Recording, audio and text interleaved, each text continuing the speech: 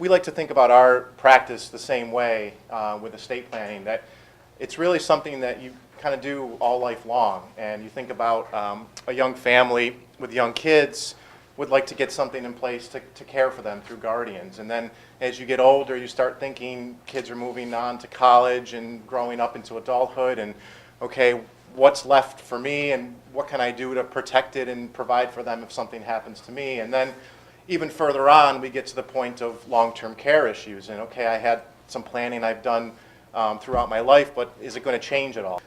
So if you've asked questions like, who will care for me if I can't care for myself? And what's going to happen with my assets? Will they be preserved? And who will care for loved ones? Or will my assets be able to be passed on to loved ones? You're asking estate planning questions, and you're speaking my language at that point.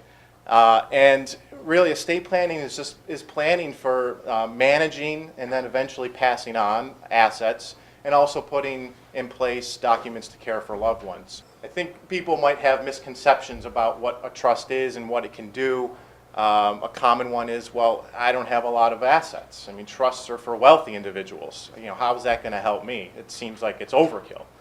I think another misperception is that trusts just mean I'm giving up control of everything, and I don't want that.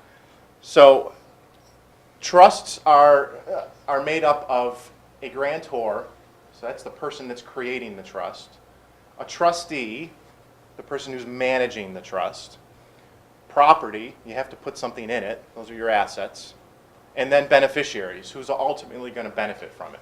Trusts come in two different forms. We very common hear about a revocable trust and then an irrevocable trust. And they're pretty much just how they sound. You know, revocable means you can change it and revoke it. And irrevocable is the opposite. You can't change it, and you're giving up some control. If the top goal in your plan is to preserve assets, then you consider an irrevocable trust. Trusts can provide protection from probate. So probate's that court-involved process. When someone passes away, we have to take their will through the court in order to get access to what they own. And we aren't crazy about probate because it's public and it's time-consuming and it's costly. So having a trust can avoid that. The other form of protection is long-term care. And namely, we're speaking about the point now where we touched on it earlier. You know, how are we going to cover the cost of the care, whether it's assisted living or eventually moving on to that higher skilled care of nursing? Trusts can also help with the issue of incapacity. And you think about, all right, if I'm disabled, we know about healthcare proxies and powers of attorney. You know, those are basic documents. But a trust is great for disability because you're naming your trustee to be able to manage your finances for you. A power of attorney can do that, but you're just giving a power of attorney blanket power to access finances. You're not really giving them any instructions about what to do with your assets. So you do that in a trust. A trust can help when you're transferring your eventual whatever's remaining to beneficiaries. The issues are, do I want to try to protect my beneficiaries from divorce, disputes, disability, any debts that they have? So is there a way that you could pass on the inheritance protected?